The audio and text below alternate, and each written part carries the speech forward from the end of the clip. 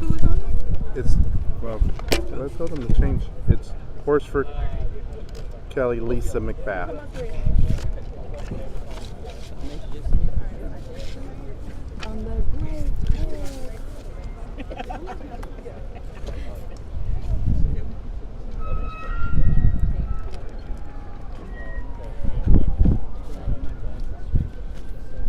You all can come up.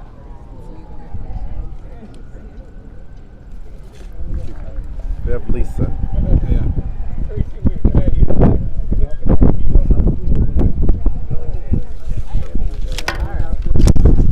Ready? Well, good afternoon, everybody. I'm Steven Horsford from the great state of Nevada, 4th Congressional District, and I'm very proud sponsor of the Break the Cycle of Violence Act, and I'm proud that it has passed the House 220 to 207, and it is one of 4 public safety bills that were passed today by the House of Representatives that are about reducing crime, saving lives, and breaking the cycle of violence. And I want to personally thank my colleagues, Congresswoman Robin Kelly, Lucy McBath, Congresswoman Lisa Blunt Rochester, and Congressman Joe Neguse for your just unwavering support in making sure that we were able to get to this victory. This has been a lot of work to ensure that this bill was not left out, that the communities that benefit from the community violence intervention funding of over $5 billion over 8 years, and the $1.5 billion for investment in opportunity youth that Congresswoman Lisa Blunt Rochester helped to advance.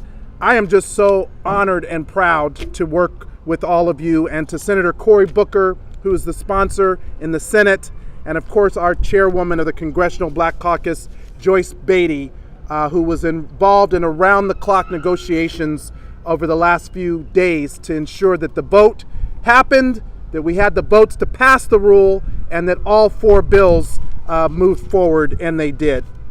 I just want to say that, crime and violence, they don't happen in a vacuum. And for a lot of times we tend to focus on the events after the crime occurs. And this legislation is all about doing the hard but necessary work to prevent crimes from happening at all, and to stop those crimes from happening in the communities that are disproportionately affected. And the work of the organizations who have led this, from the Community Justice Action Fund to Brady to Everytown to Giffords, and definitely to the CVI programs like Safe Streets Baltimore who are here, I want to say thank you, because you exemplify the best of our communities and what it is we're doing, which is saving lives, reducing crime, and breaking the cycle of violence. I'll just close by saying, it's personal, because when I was 19 years old, my father was shot and killed when I was a freshman in college. I didn't get a chance to say goodbye or to have the opportunity for him to see me graduate from school, to go on and start my family, raise 3 children, to go on to work in my community running nonprofit organizations, and now to be a member of Congress. But to be here to cast such an important, significant vote, it is an honor not only to my father, but to every other family that has lost a loved one to senseless gun violence or any type of violence in our communities. But this is not about the pain. This is about the opportunity.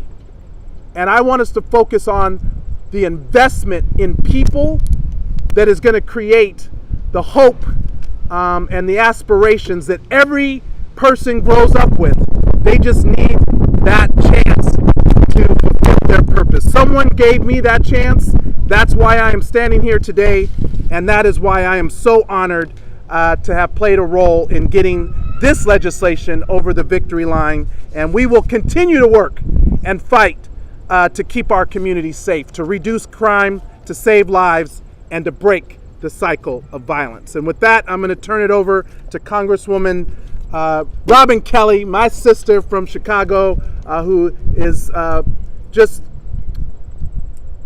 I'll just say from the standpoint, I called her in December of 2021 after reading about the amount of violence that had occurred in her city in just one weekend. And I said, Robin, what can I do to help you in your community, and what can we do together to make sure that we can break the cycle of violence? And I just want to thank you for the work you do, because every single day people die, and they're not always talked about, but they're being remembered by us in this legislation. Robin Kelly. Thank you so much, Steve, and you have really turned pain into passion. And I'm so proud to be standing alongside you, Lucy McBath, Lisa Blunt Rochester, and Cory Booker in the Senate, because we've done good, and we've done good with your leadership. And when you think about it, we haven't passed a gun violence prevention or any positive gun bill in 30 years. And to think, we just passed the major package 10 days ago, whatever it was, and now we passed a major package today. So I'm so proud to have been a part of it. And I forgot about when Steven called me that Saturday afternoon when I was trying to relax, and he said, "What are we gonna do?" And I said, "We're gonna have a meeting." And then we had a meeting, and this is what has happened from all of this, from all of my work and all of their hard work. And this shows that prevention really counts. When I think about all the moms that I deal with every week in Chicago that have lost their kids, and they're wondering, do people still care? This is sending a message to them that yes, people still care. And I operate under the mantra that we all do better when we all do better. And this legislation will help us all do better. So I'm so proud to be here. Couldn't be with a better group of colleagues for all of their efforts and work, and love each and every one of them, and all the advocates standing behind us. We couldn't do it without you. We could not do it without you. You are definitely the wind beneath our wings and above our wings too. So with that, I'd like to turn it over to my colleague from Delaware, Lisa Blunt Rochester.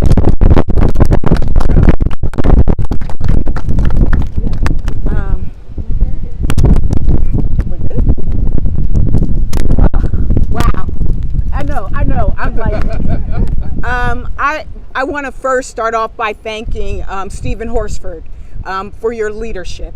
The incredible thing for me is that I get to work with these incredible individuals. I don't know if Robin had to catch her plane, but has been on the forefront before I even got to Congress. And Lucy, who came after I got to Congress and just kind of picked up the ball and ran. And I think what it really typifies and what it really symbolizes is that one of us alone can't get these kinds of things done. It is truly the collective of all of us. And what's so special about Break the Cycle of Violence and this legislation is that it is not just some pie in the sky idea that somebody had. It is truly based on evidence-based best practices. It is based on what we heard from that. Did I hear a clap on the evidence-based? Yeah. Right. This is like, it's evidence-based, and it's also from the people, the ones who are most impacted, the ones who are closest to it and can tell us what really works. And so I'm just happy to be a part of it. I'm glad that our team was able, as the former Secretary of Labor in Delaware, we know how important opportunities are for young people as well, to make sure that they don't turn or be distracted or pulled into a life of violence. We want to give them opportunities. So the impact grants, getting that in was really important to us, because again, we want to get the money to where the people are so that they can make the change that they need to see. So I am grateful to be a part of this. Steven knows, look, I was just talking to Lucy as well. I always quote a Beyonce song at these things. And the last one was we might have had lemonade at one point. The last one was you won't break our soul. And that's exactly why today I'm so excited that we are standing here, because we recognize that the only way we win is when we put love on top. I'm going to turn it now to Lucy McBath, the champion, the Congresswoman from the great state of Georgia. Well, I couldn't be more pleased to be here, and I had a whole script, but I'm just going to speak from my heart, as my colleagues have done. I could not be more proud to stand here with our leader, Representative Steven Horsford, my good friend and ally, Lisa Blunt Rochester, and my friend that even before I came to Congress, Robin Kelly, and all of our community partners who have been on the front lines in our communities fighting for safer neighborhoods. Thank you, thank you, thank you, thank you. And you know, everyone knows my story. Everyone knows how and why I've come to Congress. So I won't go and I won't recount that story. But I say thank you for Jordan. And I say thank you for Trayvon. And I say thank you for Ahmaud Arbery. I say thank you for every young black man and woman, every individual in our country that has been under the assault of unnecessary gun violence. This is an answer today. What we are doing today is an answer. We are addressing the social determinants within the communities that need the help the most. We're addressing these social determinants. We're making sure that they have the resources and the tools and the means, that these organizations will have the resources to be able to combat gun violence and violence at its core, to deter what we see happening all across our communities, all across this great nation. So I am so grateful to each and every one of our partners. And thank you for those of you that are on the ground each and every single day. You make a difference. Don't stop. We need your voices. And as we understand and know that the policy that we are able to pass here in Washington, it doesn't start from the top down. It starts from the bottom up. And these are the partners, these are the voices that we need to make sure that everyone can live in America safely without unfettered access to violence.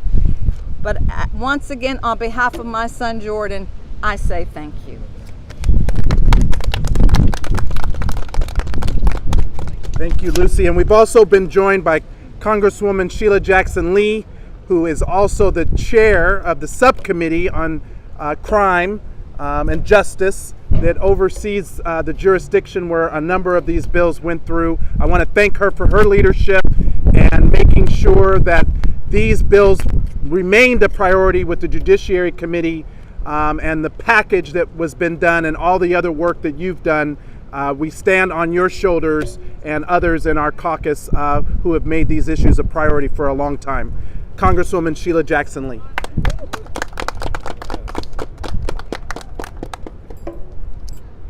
I'm honored to stand here with champions. For too long, victims of crime have felt both lost and lonely. The United States Congress has had a reformational change. When Lucy McBath and Steve Horsford came to the grounds of this place, they began to establish the sacredness of realizing that we cannot continue to do nothing. And so I wanted to come to let them know that the powerful voices that they have offered through personal stories have been a seismic change on the thinking of the Congress and the White House. Along with their colleague and friend Lisa Blunt Rochester, who is a co-sponsor of this legislation, all co-sponsors, as we have supported the idea and now the mechanism of intervening on violence, rather than leaving victims in the trash heap of life, wondering, does anyone care? Can anyone stop the violence? As Congressman Horsford said to me on the floor, we want to stop bending over caskets, and we want to stop the violence. We want to prevent it before it starts. $1.5 billion for training of people to know how to intervene, to know how to stop the 12 midnight cycle of gun violence in the dark of night, or just sheer what we call in our communities the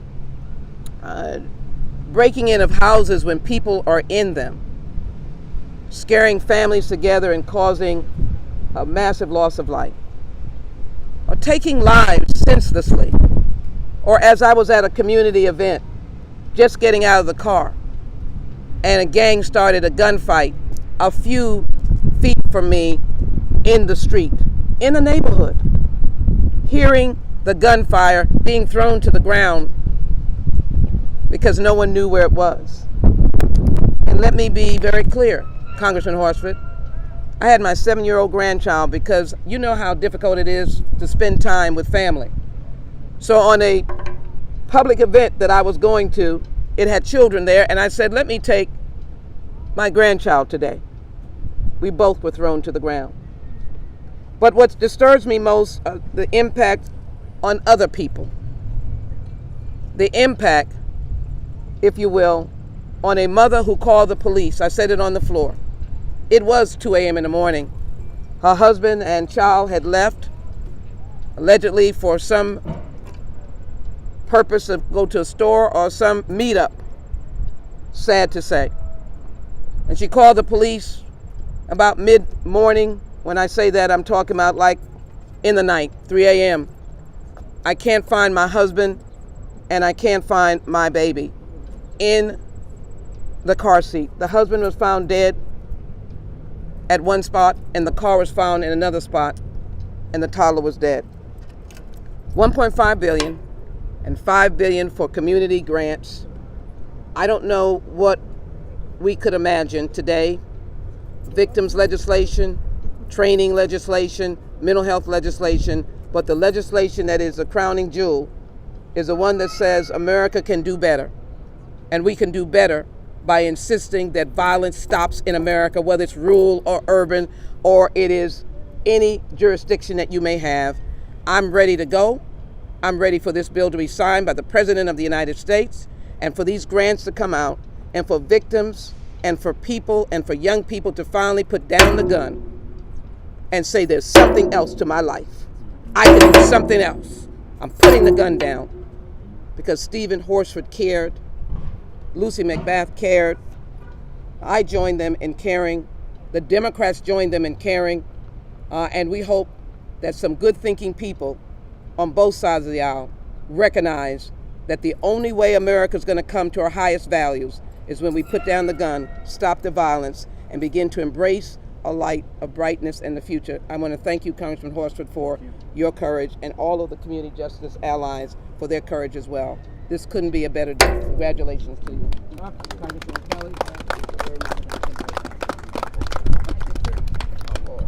Let me just introduce and bring to the podium a phenomenal organizer who's making sure that communities that are impacted and the people who know best how to work with law enforcement, with the faith community, with nonprofits who have the answer to bring the people closest to the pain into the solution. Greg Jackson with the Community Justice Action Fund, the leadership of the CBI programs across the country.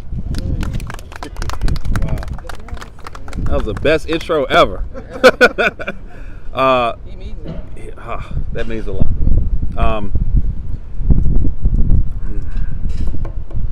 The cycle of violence is something that is frankly destroying our democracy, destroying our country, traumatizing our communities, but most importantly is breaking the hearts of too many families.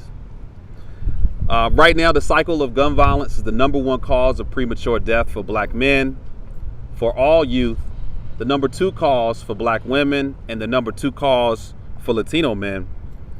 But this is also costing our economy $557 billion every single year. And the worst toll of all is that every year over 100,000 people are shot or killed by gun violence. But this is more than stats. This same cycle is one that costs Representative Horsford, his father, Representative McBath, her son, Representative Sheila Jackson Lee and Representative Kelly, their families and communities. But it also took the brother of Corey Winfield, who stands behind us. It took the life of one of my mentees, Karan Brown. It took the life of a family friend of ours, Trey, in Greensboro, North Carolina. And that same cycle nearly took my life in April of 2013. And that was less than a mile from here. Less than a mile where the power to break that cycle existed. But today we're excited because this is the largest step in American history to breaking that cycle of violence. $1.5 billion for strategic workforce programs. $5 billion for violence intervention programs. The creation of an Office of Community Violence to lead accountability, innovation, and assistance of those who are putting their lives on the line every single day. But this step would not happen if it wasn't for the thousands of activists, the thousands of leaders, of survivors, and I got to name drop a few folks. The Fun Peace Movement with Erica Ford, Dr. Chico, Amber Goodwin, our founder, Pastor Mike McBride, Arisa Napper-Williams, Marcus McAllister, Dr. Antonio Cediel, Dr. Shawnee Buggs, Anthony Smith, Mike De La Rocha Devone, and so many others. Also, the Invest in Us Coalition, made up of national organizations from Brady, Giffords, Everytown, March for Our Lives, Newtown, Amnesty International, Equality, Justice, Color of Change, NAACP, and so many national groups that stood with this. And we've been working on this for years, y'all. But most importantly, this would not happen without the leadership of our members of Congress standing behind us. And not just any type of members of Congress. These are survivors of gun violence that led the charge. And so from the communities in need of justice, peace, healing, and intervention, we just want to thank you so much. Thank all of you for all that you've done. And we know most importantly that when survivors are empowered to lead, whether that's in the community or in the halls of Congress, that we can achieve change. So we thank you. We thank you for your leadership, and we thank you for all the lives that you have saved by making this stride today. With that said, I want to turn it over to an amazing ally, Angela Farrell-Zabala from Everytown for Gun Safety. Thank you, thank you.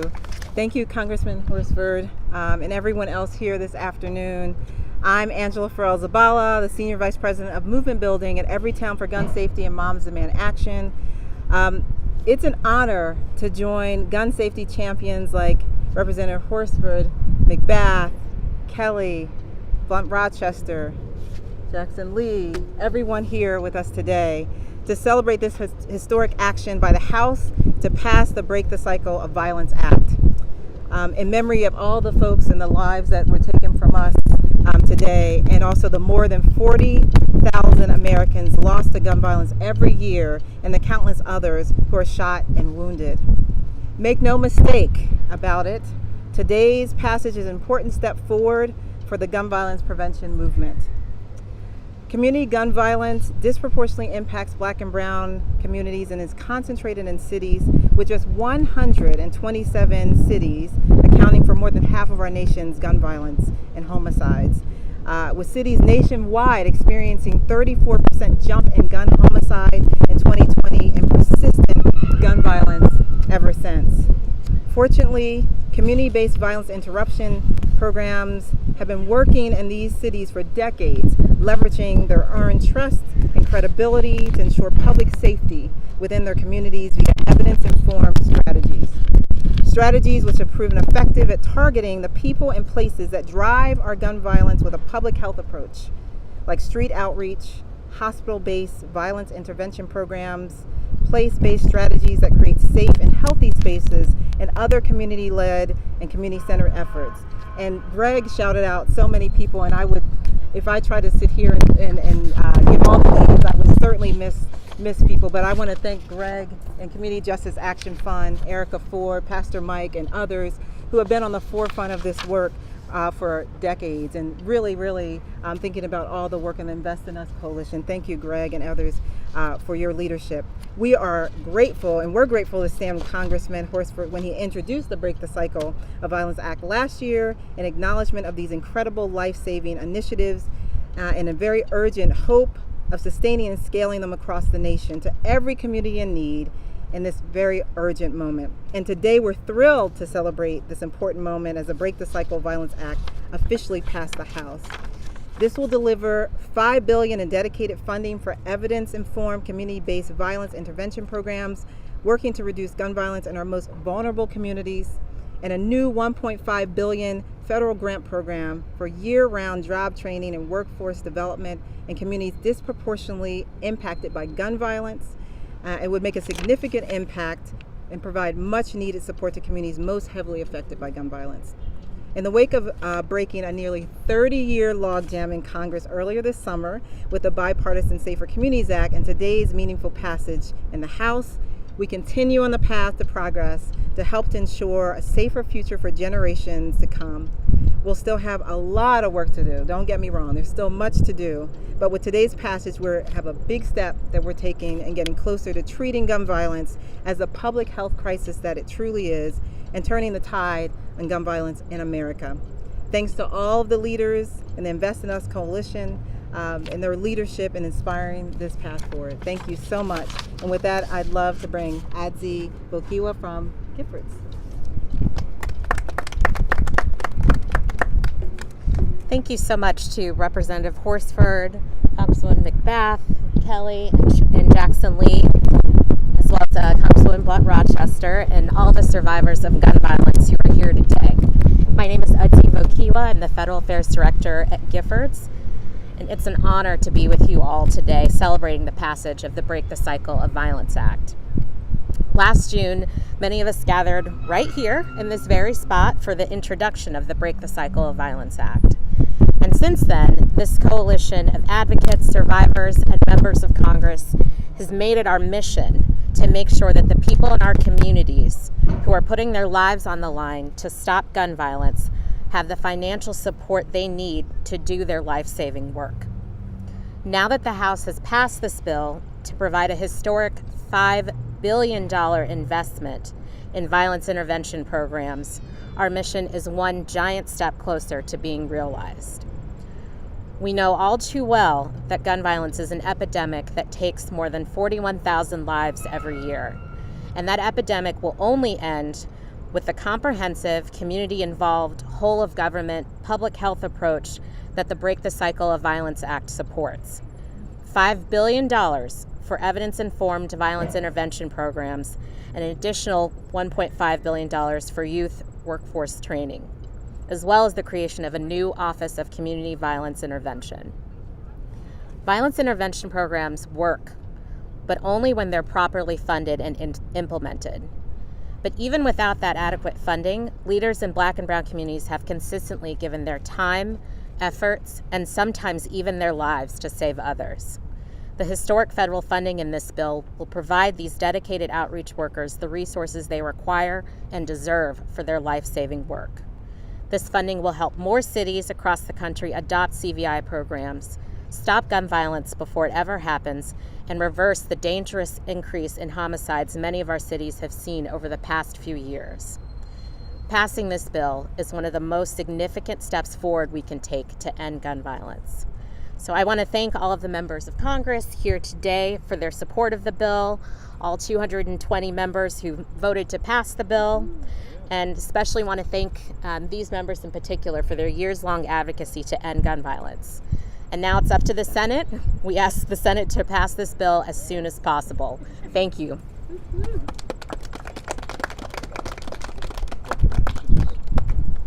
Sorry, we have two more speakers. Next, we'll introduce Kelly Sampson from Brady.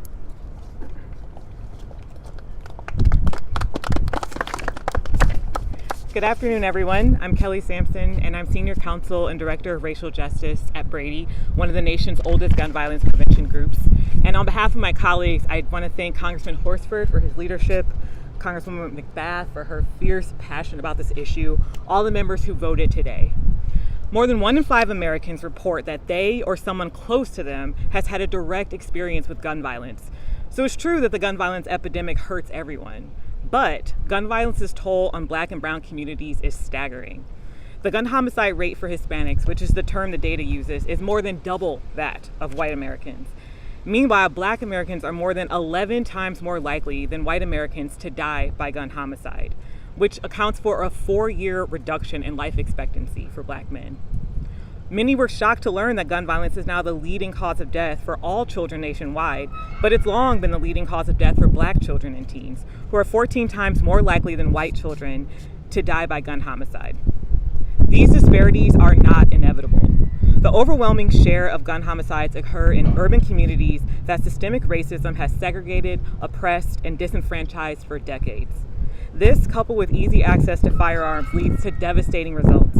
Being shot at, or witnessing a shooting doubles the probability that a young person will commit violence in the next 2 years.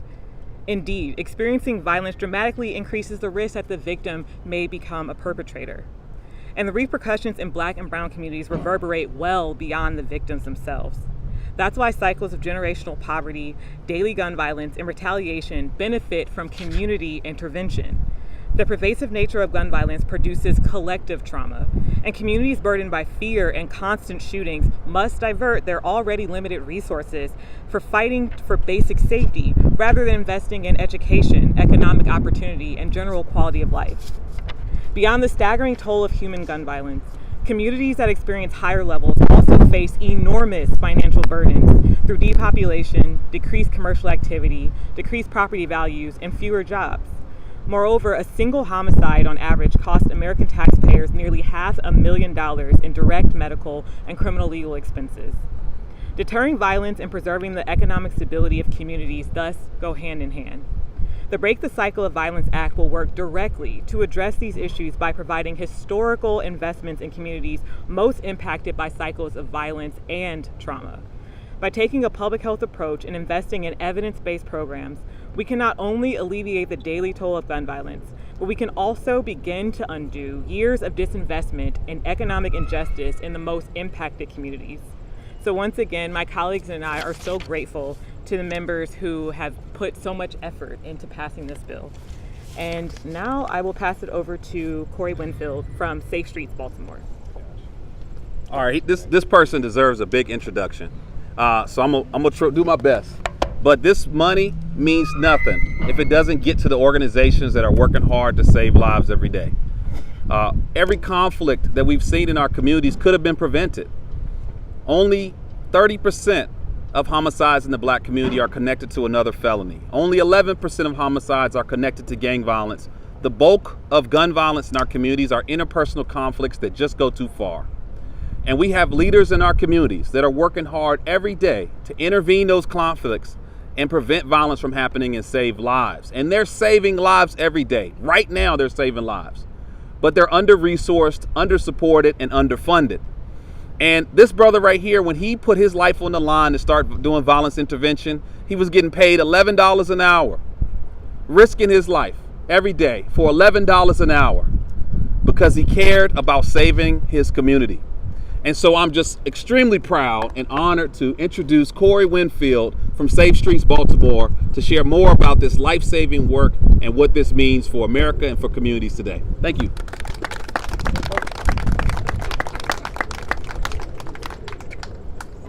Thank you.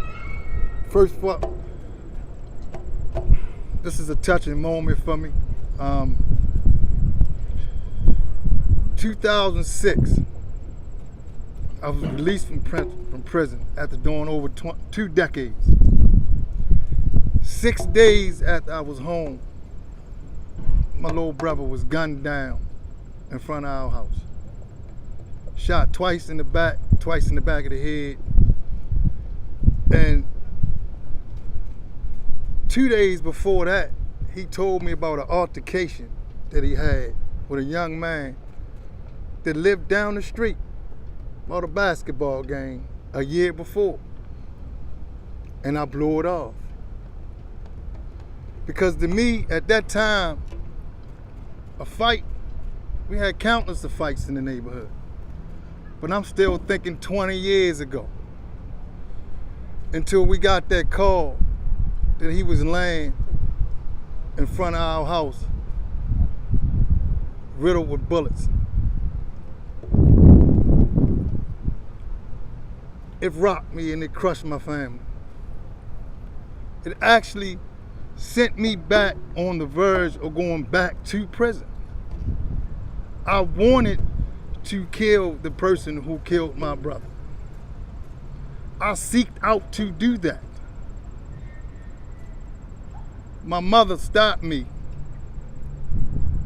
after a week of me going out every night searching for this person. I come in the house 2 in the morning. She tells me, please stop. I know what you're doing. I can't lose another baby. We sat on that sofa and cried. I've never cried. So when I tell you that this means something, thank you.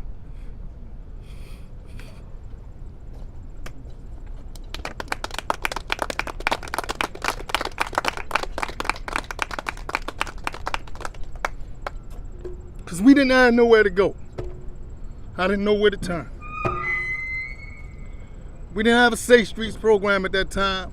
We didn't have a gang intervention program at that time. All I knew is I had to do something because I had to save the next little brother. So when Greg talks about I was making $11 an hour, I was. $11.23, and I was standing in front of guns every night, refusing to move. AK-47s pointed at me. It's 1, 2 o'clock in the morning, and the police ain't around, and it's just me and 4 or 5 people, and everybody got guns out, and they telling me to get the hell out the way, and I'm saying, no, we gonna talk this out. Let's find a way to resolve this issue. And when I get down to the issue, it's about, I don't like how he looked at me. Our young black men are dying in these streets because of a look. Because a step on a shoe, you don't know the outcome of that. A pastor told me the other day, he said, man, they so disrespectful. I was talking to him, he looking all around. I said, no, sir. I said, that's respect. Because in their world, looking a person eye to eye, will get your brains blown out. The abnormal is the normal in the black community today. That's what's going on in these streets. And today, we have saved a lot of lives by the passage of this bill. Today, we are going to make sure that we have bodies out there on the corners, on the street corners, going door to door, addressing issues as they happen.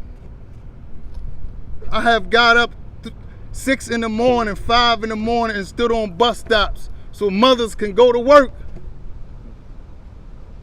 because of fear of retaliation, because of what their son have done or what their nephew have done, and the word came, we gonna get your mother. That's what this bill is for. That's the prevention that we're talking about. That does not get captured on the news. Me making sure that she can get to work because she said, Corey, I just started the job. I can't take off.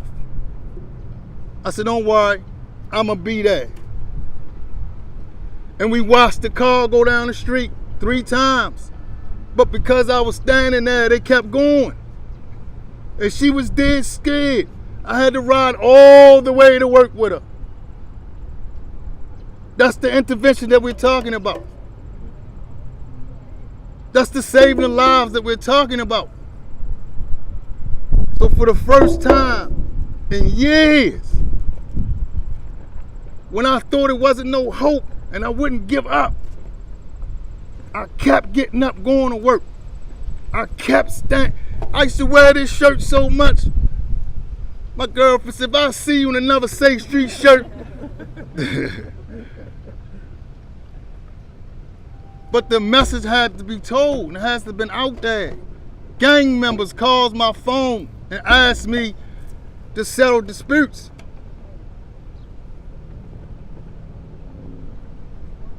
We have the opportunity of employing people, young men and women, that can diffuse, detect situations, and intervene and stop gun violence.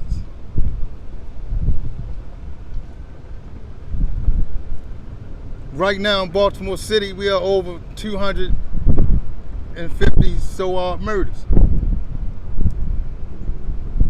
And we have 10 sites. And I'm gonna tell you that if we didn't have those 10 sites, we would probably be at 400 right now. So this will make sure that we can get more people and more sites, so I can train them and get them out there, because their little brothers are dying. So before I leave, I want to say this to everybody that's watching this. That promise that you make your loved ones before you leave the house, that I'll see you later, this bill is going to help me make sure you keep that. I'll see you later.